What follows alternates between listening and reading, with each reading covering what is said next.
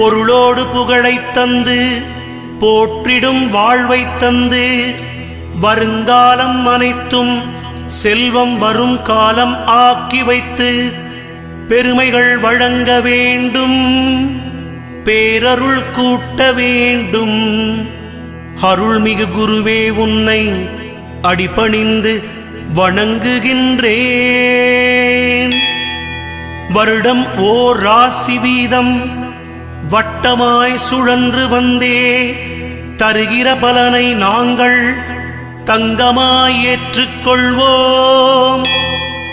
வருகிற நாட்களெல்லாம் வசந்தமாய் மாறுதற்கே அருள் தரும் உனது பார்வை அனுதினம் எமக்கு வேண்டும்.